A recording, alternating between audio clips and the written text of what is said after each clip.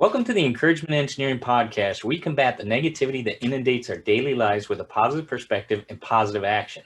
Today's guest is Scott Prendergast. Scott is a full-time inspirational speaker, podcaster, and mental health advocate. He's a graduate of Temple University from Philadelphia, and he speaks about the importance of acknowledging mental health in society and encourages techniques to overcome the everyday mental obstacles that hold us back in life. Scott travels across the country speaking to audiences ranging from high school students to adults while sharing his own story of hope and resilience in learning to overcome depression.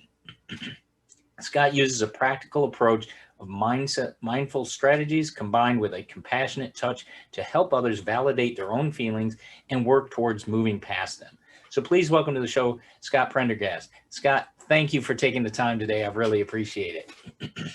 Awesome, Bob. Thank you so much for having me. I really appreciate being on. I'm excited to talk with you and just see where it takes us. And hopefully we can inspire some people along the way. I think so. And let's talk about that, because I think it's important for people to know more about you and how your journey has been. So if you can, tell us how you got to where you are today. Oh, absolutely. Yeah. So my journey is a little bit different than a lot of other people in this industry. For one, I'm 24, so I'm a lot younger than everybody else. But for me, it started when I was in early college, like first freshman, sophomore year. Okay. And I was struggling really deeply with depression at that point. I'd struggled with it all through high school, first few years at college. And then I came to a point where it got so bad where I felt like I couldn't even get out of bed in the mornings. Not because I didn't want to, not because I was lazy, but because I physically and emotionally just didn't have it in me. I saw no hope, no reason whatsoever.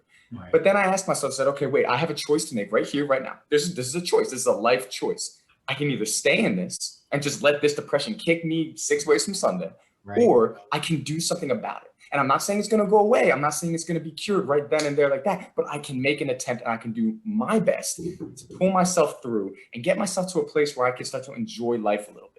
And it started slowly with me. I started doing a lot of writing. I would write for this website. I would just talk about what it's like going through the everyday mental obstacles that you and I all face. Right. And ultimately, after writing a lot, I got some recognition. And one thing led to another. And I got found by this organization who gave me the opportunity to speak to high school and college students all across the country.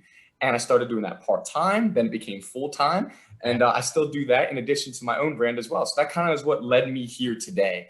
And ultimately, my passion comes from knowing that so many people in this world are struggling in their lives, but they're afraid to tell people about it. Yeah. And they don't know what to do about it.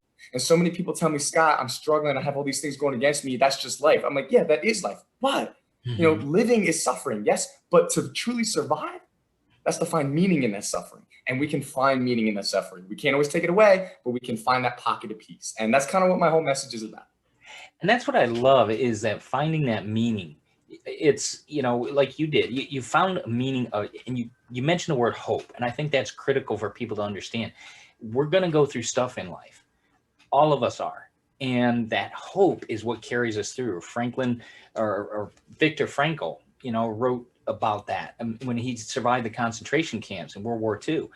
And that hope of what's coming in the future, the possibilities, is what drives people. And it keeps that in your heart. And that, like you said, that kind of got you to one step at a time, and then journaling. And that's another thing, writing things down, journaling. It shows such an insight of what you might be going through, so that you can see what's going on and direct yourself to take actions towards coming out of those scenarios. Did you find that to be a big help? And like you said, you talked about it giving you an opportunity. Did that give you some strength to continue to move forward, to realize, this is just part of me and who I am? Of course. Yeah, that's a wonderful question. Very insightful, Bob. So for me, that did give me the strength. I felt like for the longest time I had nothing. And I convinced myself up here, Scott, you are nothing, you have no purpose. And as we know, when you're saying stuff like that, you're going to see it, because what we think up here is going to become our reality. Yeah. So what happened with me is when I started writing, it was a small thing, right? But at least I had something. Right. And to me, it was now everything. And I kind of felt like this at the end of the day. I would always journal at night, because for whatever reason, that's just when my juices were flowing a little bit more. And during the day, I felt so heavy all the time, as if I had been weighed down by all this water or something like that. Imagine kind of being in a pool and having weights on you, and you're not drowning, but like you're really struggling to keep going, right? But then when I would write these feelings down, I felt like it just got everything Right. off. And when I went to bed that night, I felt like I was ready for a fresh start. And usually the next day we had a lot of other problems, but then every night I was starting fresh. And that sounds weird, right? A lot of people are like, don't you mean you're starting fresh in the morning, Scott? Well, yes, but for me, it was at night, kind of Right. unpacking my day and getting through those difficulties and getting them on paper so I could start that next morning with a new perspective. And that's good too, that perspective, that idea that yeah, we're going to go through stuff and we've got to unload that. We can't keep carrying that extra baggage weight around with us. We don't need it. And that's what people, they want to hang on to everything. It's like you become a hoarder of your own emotions. Ooh, And I like that. I hate that. It's like, let it go. We can't carry that stuff around. Give it to God. I see the cross behind you. Does your faith play a strong role in this and growing through this? Oh, absolutely 100%. My faith is the reason that I'm here today, and it's the reason that I do this. Now, Yeah. I didn't feel that being a preacher was my calling. I didn't Right. feel that call from God. I felt a call to help people in another way. But Right. everything that I talk about and everything that I do is really inspired by what Jesus was able to do. Right. Obviously, I'm not taking credit for the Bible. No way, not at all. I understand the difference here. But I look at the gospel and I look at how it's changed my life. And I look at the concepts and how I can help other people too, who maybe are don't want to hear about it. But yet, if I could plant a little seed about a concept, then they're going to be like, hey, wait a minute. That Jesus guy, he said that. And then Yeah. that brings them closer to God. And then that's just the way that I think I'm able to do it as well. But I would not be here without my faith. It is super important to me. I always rep a cross in the background, on my neck, always, just because I wouldn't be here today without it. So it's a huge central part of my life. And do you think, that's a core piece of who you are and helps you get through it? It's interesting because the Bible talks about, stepping out and taking encouragement. And it says it so many times is to step out, follow that faith. It is hard. I mean, look what Jesus went through. We don't get beaten like that of our faith. I mean, we're not getting chastised by hundreds of people that crucify us. Sometimes it may feel like that, but we're with our limited knowledge, we're not going through that. So there's one piece that we're already a step ahead of the game. And we, like you said, that faith, that strength that we have that says, okay, he already went through that for us. Now if Mhm. we just follow that guidance, what a great concept. It gives you that hope. It gives you, maybe there is something to this. And that's the piece I love. It is, yeah, it's, he created God created the world, and he gave us, he made our lives really practically simple. 10 commandments, that was it. There weren't suggestions, there was 10 of them, and there's commandments. And he said, do these. It's not complicated. We complicate it, you know. That's the Well, point. let me ask you this on the idea of depression, because it seems like there is more of that noticed in today's society. Do you find more people are, I guess, accepting and understanding that more to help more people through that? That's a great question, Bob, and I would love to touch on this real quick. So there's a couple things here. I think it's wonderful how we're being open with our mental health. That is really important because when we keep these things inside, it's going to bottle up, bottle up, bottle up until we reach a crisis point. And Right. we don't want to reach a crisis point because that's going to take us down an area that we don't want to go. However, here's the thing. When it comes to depression, we need to be able to take the next step. The first step is acknowledging it and Right. being open about it. Great. But that next step is, okay, what do I do about it now? What Right. action do I take? And that's where, as a society, we're dropping the ball a little bit. We'll Okay. talk about it all day long, but we're not providing that action. And Mm. there's a lot of reasons that action, I could get into that all day about, resources aren't there, all that stuff, and it's true. But at the end of the day, we have to make a decision that Right. don't want to be in that place anymore. And we're Right. going to do whatever it takes to pull ourselves out of it, whether it's going to a therapist, whether it's talking to a parent, whether if it's just journaling, whatever it is, but we have to make that decision. Yeah. And so I think it's good that we're in a space where we can talk about that now, but we still have more work to do to help people to get through it and get to that other side to find that peace and happiness that they're looking for in their life. And do you think that, being in our society is, 1,500 stimulus a second or whatever it is, we're constantly bombarded with all kinds of stuff and, commercials that tell you you're not good enough and, oh, you'll be better when you buy this car or wear this cologne. Do you think that plays a big part in today's society that, we're bombarded with all this stuff that can cause more of this feeling of inadequacies? Absolutely. 100%. You hit the nail right on the head because look, if I'm just watching TV, I'm seeing commercials that's saying, you want to be like this, drive this car, buy this deodorant, ladies will love you. get this food and you'll like be a professional athlete. It never stops. So constantly we're being overstimulated with all this stuff. But then our subconscious mind is telling ourselves, oh man, I guess I'm not good enough if I don't have that. Or I guess I don't matter if I'm not like this. Or I guess I have to look like that in order to be considered valuable. Right. And this is so not true, but it's being shoved down our throats all the time to the point where we consider that it is the truth, when in fact it's not. And so I think that does lead to it, because when we feel inadequate as people, that's really a foothold for depression to start kind of getting in up there and causing all kinds of havoc. And it's really a dangerous thing. I think social media and television and the broadcasting is awesome, and there's a lot of great things about it, like how we can meet and do this. But at the same time, you have to be careful with it. Because if you get too far in it, next thing you know, you're comparing yourself to everyone and everything, and you're looking back at the man or woman in the mirror, and you're saying, well, gee, I guess I'm nothing. Or, well, gee, I guess I'll never be like that. And we don't want to do that, because that's going to lead to a lot of things that are, like I said before, detrimental to our mental health. Yeah, and it's a shame because, sorry, having an issue with my microphone here. There we go. That idea that we're not good enough is not something that our media needs to be portraying. And you need to, like you said, it's always interesting to me. Every newscast has that 5 minutes at the end for that good humor or a nice feeling story. No, give me the 45 minutes of nice feeling good stuff, and then give me the news clips. I mean, I can get the weather, understand it in 3 minutes and understand all the stuff that's going on in a headline.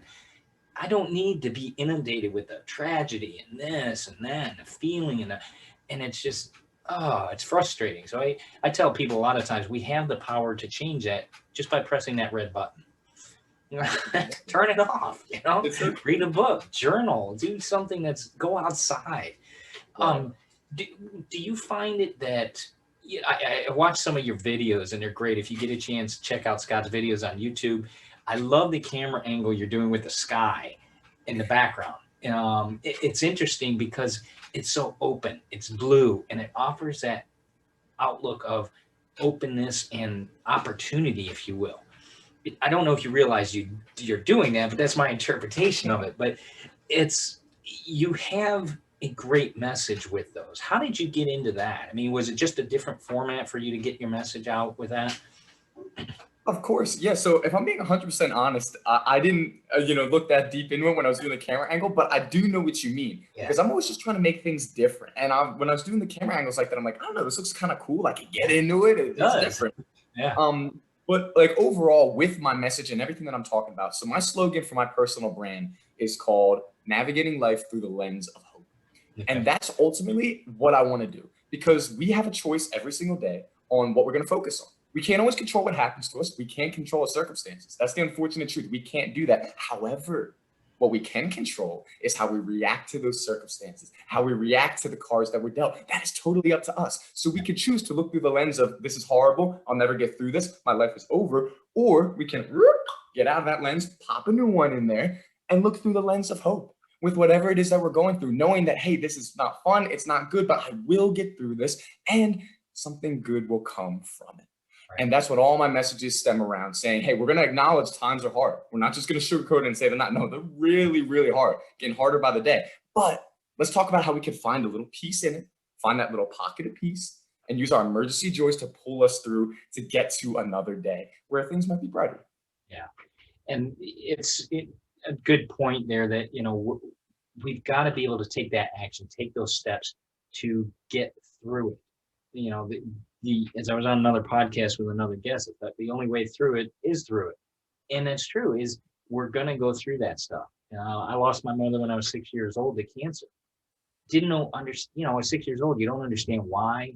I remember getting ready for her funeral and realizing the sun was still coming up, but she wasn't there. And it was that weird feeling like, and that's that first time you realize that the world is still going to continue. And we've got to continue on. We've got to be able to take that action. Did I learn from it? Sure. Not when I was 6. I figured out when I was older what this kind of meant. And, it takes time. I think that's a key thing too, is none of this is going to be instant. Like you said, it's a small step right off the bat, but it's something. How do you, I love the title of your podcast, that Lens of Hope, because it offers a suggestion for people.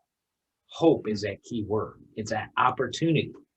How have you been able to, you've talked to kids and other adults and so forth. How has that been received from the people? Because I think that's a great message to remind people of hope in any time we're in, no matter if it's pandemic now or if it's, in good times.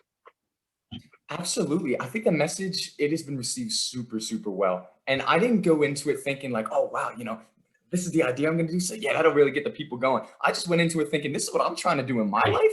So Okay. if you agree with it, that's great, but I'm just trying to do my thing. And I think that was really, something that made me excited, knowing that other people could connect with this. And every time I speak in front of a school or a community center or a conference, whatever it is, people feel things because Yeah. I'm honest with what I went through. I don't sugarcoat it. I don't say, if you give me $29.95, I'll tell you the secret of how to overcome. No, get out of here. I'm going to talk about what it was like being in the darkest points of my life. Right. But I'm also going to tell you how I was able to get through it and that things got better and how you can do the same thing in your life too. Now, I may not know your situation, but I know the feeling of that pain. That pain is the same. It's different circumstances, but that feeling of pain and loss and emotional devastation, that's something we can all connect with. And I want to touch on that because I want to help every single person in this world, as many as I can, that's God willing is to let me to do, to help them to work through those feelings. Right. However they came into their life. So you're like a guy at the gym that helps you work out. You're helping people work out. You're like that coach that says, come on, let's push it one more step. Look at it this way. And I think that's what's important for our people to remember is there's many angles. Like you said, you don't know everybody's situation, but there is a way you have that from here. You're coming from the heart. And that's what's so great is coming from the heart really allows you to connect to people because it's real. You've gone through it. You understand that pain. And how do you think that is? Do you think that people connect with that more?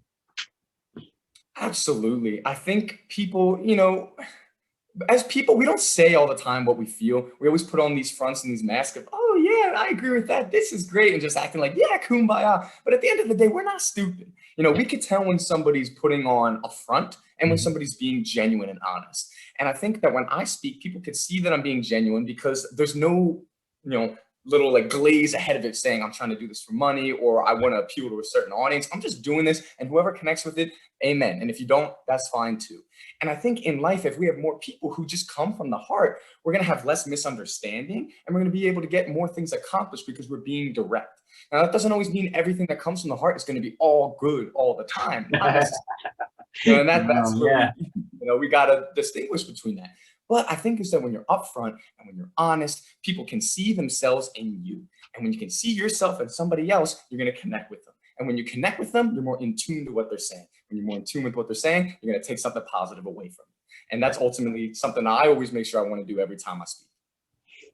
And that's great because it reminds me of what Zig Ziglar always used to say, you help enough people get what they want, you'll get what you want too. And that idea of just being genuine and helping people. One of the other things you touched on was the idea of, sometimes you say what you have to from the heart, and sometimes it comes across like a lead balloon. And I get it. But these are realities of life. It's sometimes things hurt, sometimes it's painful. It's going to take time to get through. There's no getting around that. But encouragement and positivity, it's not Pollyanna, is it? Wait, what did you say? I didn't hear the last part. No, I said encouragement and positivity, it's not Pollyanna, right? Yeah, exactly. It's not 100%. And I think that's something that we as a society have got a little turned off by. I know personally, when I see people who are being I call it fake positive, Right. It really bothers me. And I don't like it. And if anything, I find myself getting more upset and frustrated because of it. And that's why I think it's really important for us to just be direct with this stuff instead of, like you said, Pollyanna, just being upfront with it and just saying, hey, you know what? If I'm hiding something, somebody's not getting something away from getting what they need out of it. And I think it comes down to us being insecure as humans and thinking, oh, if I talk about this, somebody's going to think they're better than me. If they think they're better than me, then they'll have one up on me. And I think a lot of our issues stem from that. And what's one of the things I talk about in a lot of my stuff is how to build our own self-security and who we are, who God created us to be. Because there's a lot to be happy about instead of always comparing ourselves to other people and being insecure. So when you become secure with yourself, I truly believe that's when you can be the best help to everybody else. And that's a great, great point there, because I talk about that myself, and in that idea that we have such innate power that was given to us by the creator of the world. Take that power and use it. And yeah, you may not know right now what that is. You may take time to find out what that is through journaling, through taking those small steps, through getting through the mud. You got to get out there and get your hands dirty. I know a lot of times, speaking to high school kids as well and college kids, that you talk to them, sometimes you're talking to them and you get the deer in the headlights look, and they're scared. And it's like, yeah, you have to take action, or you have to work to get through some of these things. And that's a 4-letter word that most people don't want to hear anymore. And it is what it is, but we all have to get through by working, by getting our hands dirty, by crying, by hurting, by feeling those feelings, understanding those, and moving out of those feelings, knowing that, okay, next day, you know what, wow, the sun's out, it's nice, enjoy that, step out into that sunshine, enjoy what's offered by the greenery around in our in our town, in our city, or watching a flower grow through the crack in the sidewalk, simple things like that. So the one thing, in case anybody's watching and notice Scott's got a little bit of energy, we can tell that. And I'd love to see him on stage, because I know myself, when people try to film me, they don't like it because I move around a lot. But that's okay. Do you think does your health have a lot to do with your energy level, or it's just the hope you have? I think it's a little bit of both. I love taking care of myself in every aspect, mind, body, spirit, soul, everything. So I always have a lot of energy, I guess maybe based off of my diet and how I take care of myself. But I also do think that this is just the way that something was put in me to perform, in a way to really connect with people. Because I remember when I was in school, I always hated when I was in class and the professor just stood there like this and said, do this, do that, go over here, be this way. I was like, dude, this dude's putting me to sleep. Come on. Yeah. And I think a big thing for me is a lot of times when I first started speaking, I would speak to a group of like 700 seventh grade kids. Let me tell you, trying to keep their attention, whew, that's a You got challenge. 10 minutes. That's it.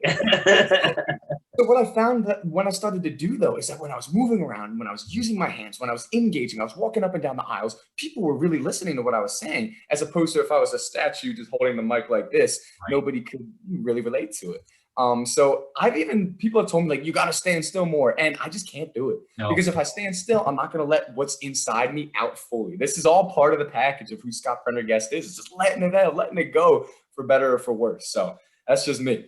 Amen, brother. Amen. I love that idea, because it does show, your energy and passion. That's what it shows, is that passion about your subject. And I think that's critical for people to understand that, because like you said, that's how they're going to connect to you. They see that passion. And they're like, I want what he's got. How's he doing that? And that draws people closer to you.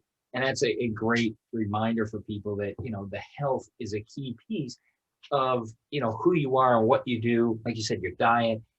You can't do that if you're full of bad food, bad energy.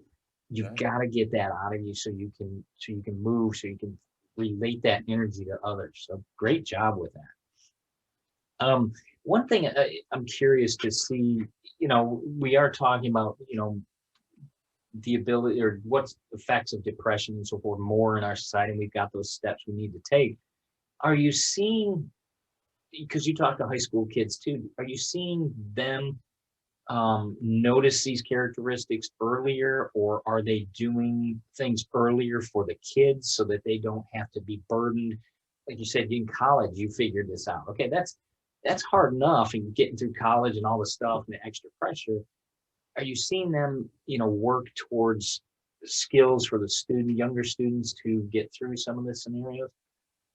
A little bit of yes and no. So I'm seeing some great improvement from school districts. Certain school districts are doing a lot to talk about mental health, get kids as young as maybe fourth, fifth grade talking about these things, so Right. that when maybe they do start to suffer from severe anxiety or depression, it's not a total whoa shock. Right. There's a foundation there. So I'm seeing a lot of encouraging things. However, at the same time, Bob, you know what I'm seeing a lot of here? I'm seeing a lot of kids are viewing it just as another thing from school and just that's just like math, Uh, whatever, just kind of wash over the head and not really pay attention to it.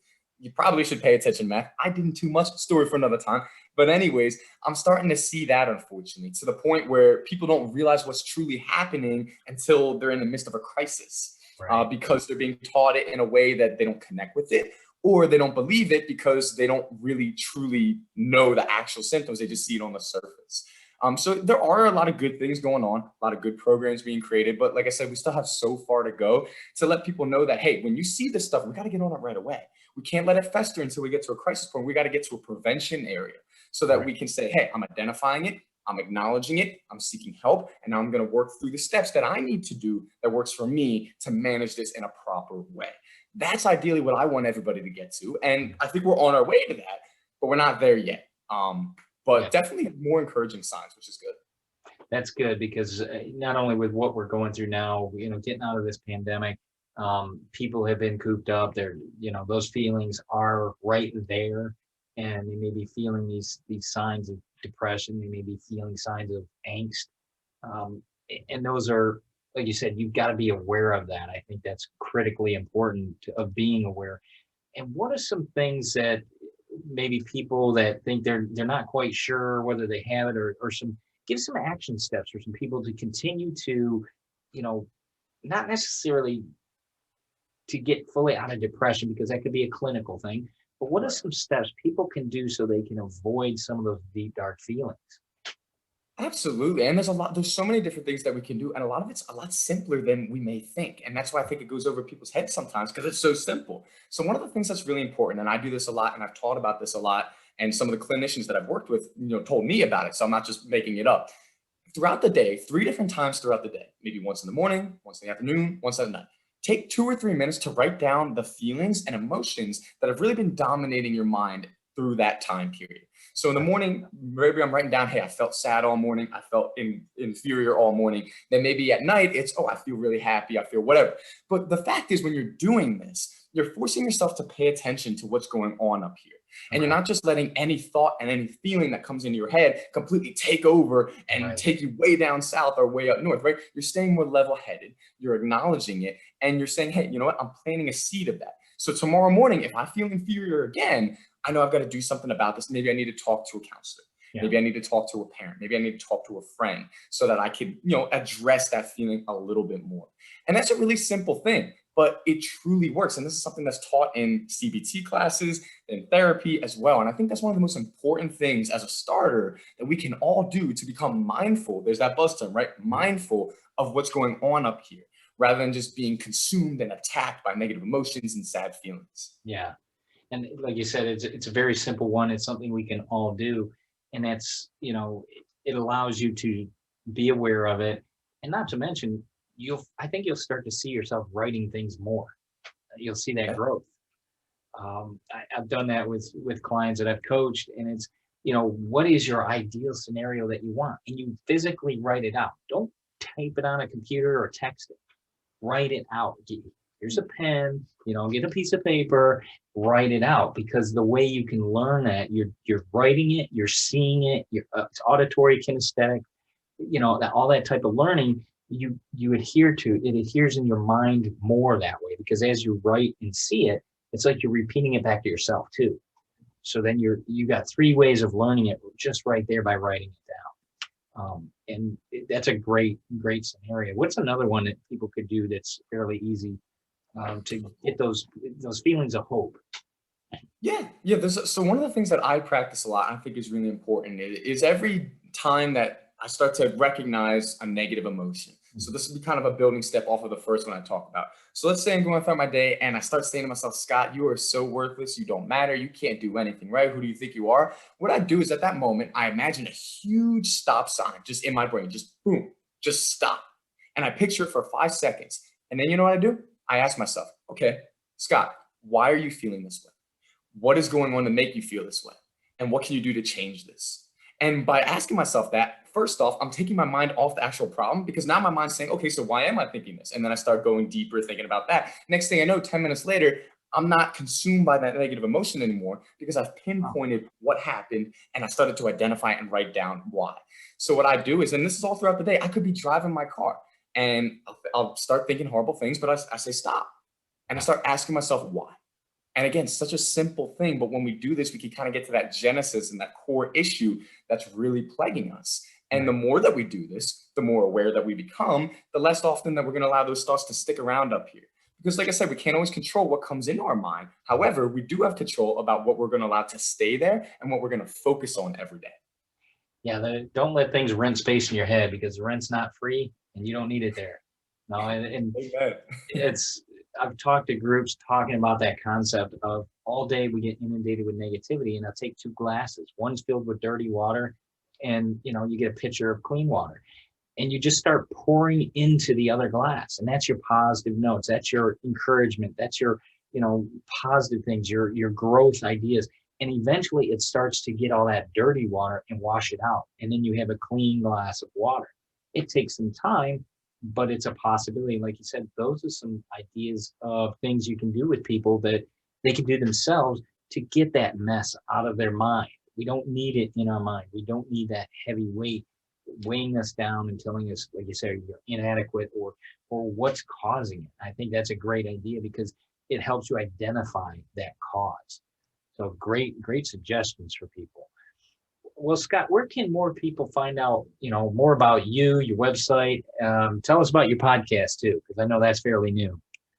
Of course, yeah. So I'll go through a couple things real quick so people can get in contact and see more about me and my story and what I do and the type of clients I take on at www.scottypinspiration.com. So that's my website. As far as social media, my biggest platform is Instagram. So my handle is ScottyP_inspo, INSPO. And then also YouTube as well, which is Scotty P Inspo. And those are all different videos. I post stuff all throughout the week, at least 3-4 times a week. And as far as also my podcast, which I just started doing a couple months ago, I do 1 episode a week. It's called the Lens of Hope podcast. And it's like a typical podcast. I keep it under about 15 minutes every time. But each time I take a different message and I just relate it to an experience that I've had or somebody's told me that they've had. And I talk about the deep, dark parts of it. And I talk about how you got through it, and then the other side, what that's like as well. And just taking that real stuff that we can all connect with and finding the lens of hope in that situation. Right. And so those are the best ways to contact me. Also on LinkedIn under Scott Prendergast, Facebook, Scott J Prendergast as well. All those different ways. I'm always adhering to my phone. It's always by me, unfortunately, but it has to be. That's just how it is. Yeah. So I'm always ready to talk or take on a new client or a new speaking opportunity, whatever it is. Well, Scott, thanks so much for sharing these tips, these tricks, the hope for people. I think that's important. That message of hope that you offer is a great message. Your energy level is right there, so you can give that full faith hope that people want to hear. And I love that. So I thank you so much for being a guest on the Encouragement Engineering podcast. I really appreciate your time today and the message. So keep up the great work. Awesome. Well, thank you so much for having me on, Bob. I really appreciate it. You're wonderful with what you do. I love this podcast, and you really have a lot of light shining through you as well, which I think people can connect with and really are attracted to and think that's a great thing. So you're going to be able to help a lot of people. So thank you so much. I really appreciate it. Thank you, Scott. You have a good one. Thanks. You too.